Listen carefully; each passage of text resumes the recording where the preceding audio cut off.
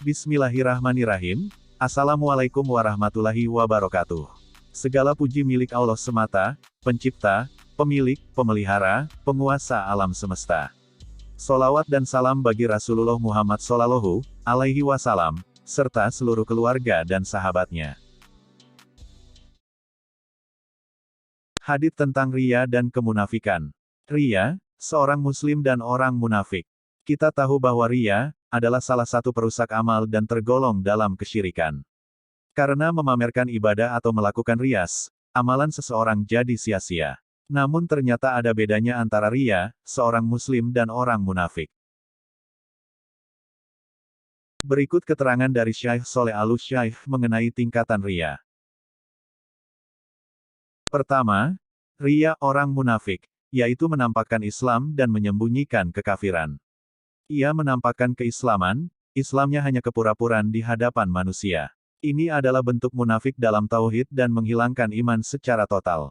Perbuatan ini termasuk dalam kufur akbar, kafir besar. Allah menyifati orang munafik seperti ini.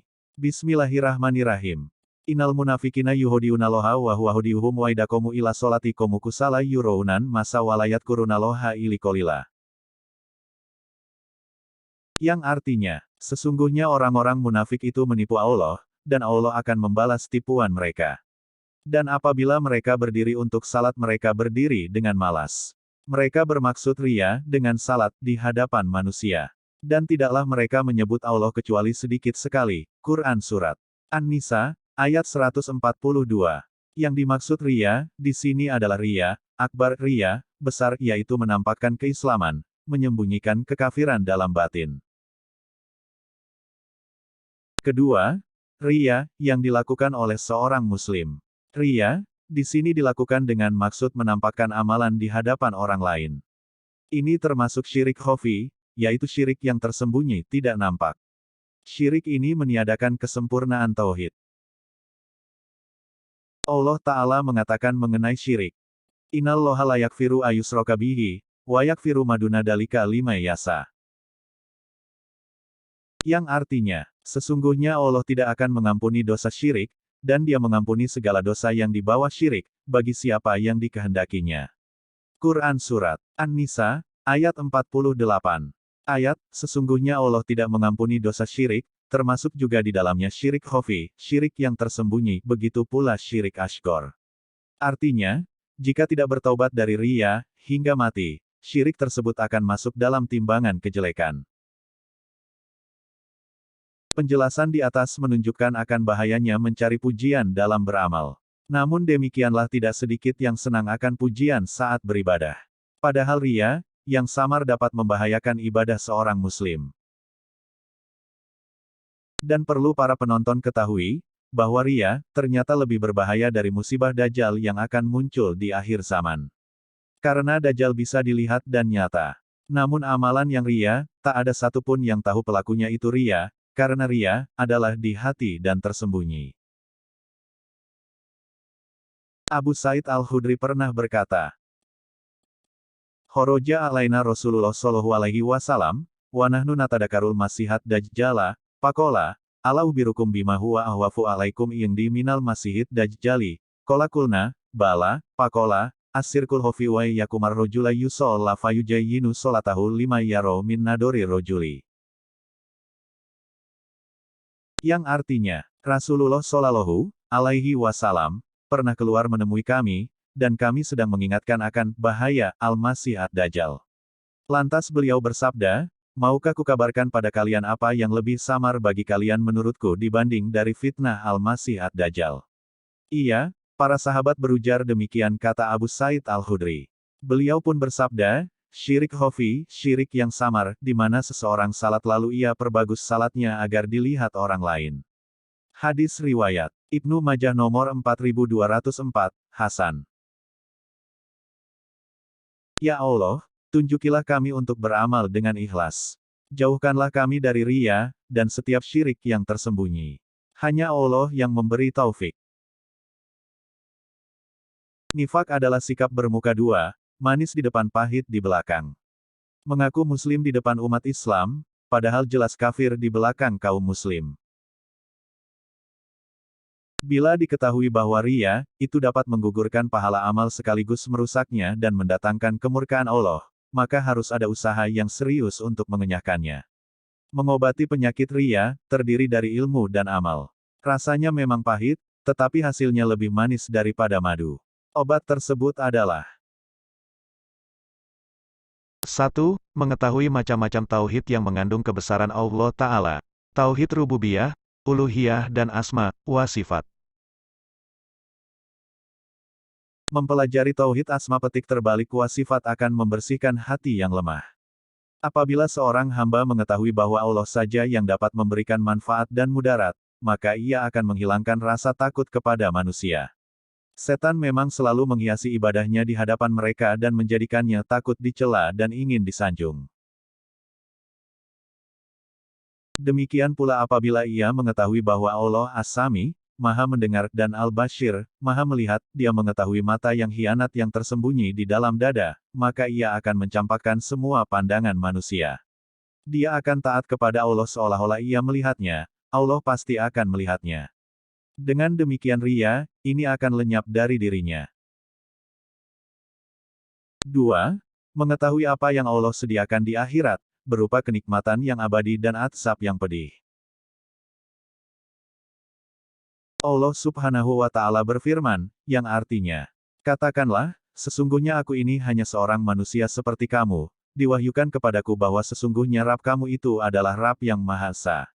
Barang siapa mengharap perjumpaan dengan Rabb-nya, maka hendaklah ia mengerjakan amal yang solih dan janganlah ia mempersekutukan seseorang pun dalam beribadah kepada Rabb-nya. Quran Surat Al-Kahfi, ayat 110. Apabila seorang hamba memahami apa yang Allah sediakan bagi orang yang bertakwa dari surga, maka dia akan meremehkan kelezatan dunia yang sementara ini. Termasuk di dalamnya pujian dan sanjungan manusia. Dan apabila seorang hamba mengetahui apa yang Allah sediakan bagi orang yang berlaku ria, di neraka, maka ia akan berlindung kepada Allah dan tidak takut celaan manusia. Orang yang ia perlihatkan amalnya, tidak akan mampu menolong sesuatu yang datang dari Allah pada hari kiamat. 3. Hendaklah takut terhadap perbuatan ria. Bila seseorang merasa takut dengan perbuatan ini, ia akan selalu berhati-hati. Bila bergejolak penyakit ingin dipuji dan disanjung, ia akan mengingatkan dirinya tentang bahaya ria, dan kemurkaan Allah yang akan ia peroleh. Hendaklah ia senantiasa mempelajari pintu masuk serta halusnya ria, sehingga ia benar-benar selamat darinya. 4. Menjauhkan diri dari celaan dan murka Allah. Di antara sebab-sebab ria, adalah takut terhadap celaan manusia. Tetapi orang yang berakal akan mengetahui, bahwa takut terhadap celaan atau murka Allah adalah lebih utama. Hendaklah ia mengetahui, bahwa takut terhadap celaan Allah adalah dengan mendekatkan diri kepadanya. Allah akan melindunginya dari manusia yang tidak dapat memberikan manfaat kepadanya. 5. Memahami kedudukan sebagai hamba Allah. Hendaklah seseorang mengetahui secara yakin, bahwa dirinya seorang hamba yang tidak berhak menuntut upah dalam beribadah kepada Allah. Dia mentauhidkan Allah karena merupakan tuntutan ibadah, sehingga ia tidak berhak menuntut hak. Adapun pahala yang ia peroleh dari Allah adalah merupakan perbuatan ihsan, baik kepadanya. Maka, ia hanya berharap pahala dari Allah, bukan dari manusia. Yang berhak memberikan pahala hanya Allah. Karena itu, seorang hamba wajib beribadah semata-mata karena Allah. 6. Mengetahui hal-hal yang dapat membuat setan lari. Setan adalah musuh manusia. Dia merupakan sumber ria, bibit dari setiap bencana. Setan selalu ada pada setiap waktu, dalam semua kehidupan manusia, dan senantiasa mengirimkan pasukannya untuk menghancurkan benteng pertahanan manusia. Dia menghasung pasukannya yang terdiri dari pasukan berkuda dan berjalan kaki. Dia selalu memberikan angan-angan, menjanjikan segala sesuatu. Namun sebenarnya apa yang dijanjikan setan, semuanya hanyalah tipuan belaka. Dia menghiasi perbuatan yang mungkar sehingga menjadi seolah-olah perbuatan baik. Hakikat ini harus diketahui oleh setiap muslim, agar ia selamat dari ria. Dia juga harus menjaga beberapa hal yang dapat mengalahkan setan. Ada beberapa amalan dari Rasulullah Shallallahu Alaihi Wasallam yang apabila diamalkan, maka setan akan lari. Di antaranya adalah zikir kepada Allah dengan zikir yang disyariatkan, membaca Al-Quran, membaca istiadah, berlindung dari godaan setan yang terkutuk, membaca bismillah ketika masuk dan keluar rumah, membaca doa ketika masuk dan keluar WC, membaca doa ketika bersetubuh. Setan juga lari ketika mendengar seruan azan, dibacakan surat Al-Baqarah, ayat kursi, sujud tilawah, dibacakan surat Al-Falaq, An-Nas dan lain-lain. 7. Menyembunyikan amal. Orang yang berbuat ikhlas akan senantiasa takut pada ria. Oleh karena itu ia akan bersungguh-sungguh melawan tipu daya manusia dan memalingkan pandangan mereka agar tidak memperhatikan amal-amal salihnya. Dia akan berupaya keras menyembunyikan amalnya, dengan harapan, supaya ikhlas amalnya, dan agar Allah membalas pada hari kiamat dengan keikhlasannya. Memang pada awalnya berat, tetapi jika sabar, Allah pasti akan menolongnya. Rasulullah Shallallahu Alaihi Wasallam bersabda, Innallaha yuhibbul abda taqiyal goniyal khofiyah. Yang artinya, sesungguhnya Allah mencintai hambanya yang takwa, yang selalu merasa cukup dan yang merahasiakan ibadahnya. Hadis riwayat Muslim, nomor 2965 dan Al-Bagawi, 1521-22 nomor 4228 dari Sa'ad bin Abi Waqqas. Yang kedelapan, tidak peduli dengan celaan dan pujian manusia. Banyak orang binasa karena takut celaan manusia, senang dipuji, hingga tindak tanduknya menuruti keridaan manusia, mengharapkan pujian dan takut terhadap celaan mereka. Padahal yang seharusnya diperhatikan adalah, hendaknya kita bergembira dengan keutamaan dan rahmat dari Allah, bukan dengan pujian manusia. Allah Subhanahu wa Ta'ala berfirman, yang artinya, katakanlah, dengan kurnia Allah dan rahmatnya, hendaklah dengan itu mereka bergembira. Karunia Allah dan rahmatnya itu adalah lebih baik dari apa yang mereka kumpulkan. Quran Surat Yunus, ayat 58. Demikian pula kita harus melihat orang yang mencela dan memfitnah kita. Apabila ia benar dan memang untuk menasihati kita, maka kita tidak perlu marah. Karena dia telah menunjuki aib kita dan mengingatkan kita dari kesalahan-kesalahan yang kita lakukan. Seandainya ia berbohong kepada kita dan mengada-ada terhadap kesalahan tersebut dan mencelanya, maka kita harus memikirkan 3 perkara. 1. Jika kita bersih dari kesalahan itu, maka kita tidak lepas dari aib atau kesalahan yang lain. Karena sesungguhnya manusia banyak berbuat salah dan banyak sekali aib kita yang Allah tutupi. Ingatlah nikmat Allah, karena si pencela tidak mengetahui aib yang lain dan tolaklah dengan cara yang baik. 2. Sesungguhnya membuat-buat berita untuk mencela kita dan memfitnah, semua ini adalah penghapus dosa kita, jika kita sabar dan mengharapkan pahala dari Allah. 3. Orang yang mencela dan memfitnah kita akan mendapat kemurkaan dari Allah.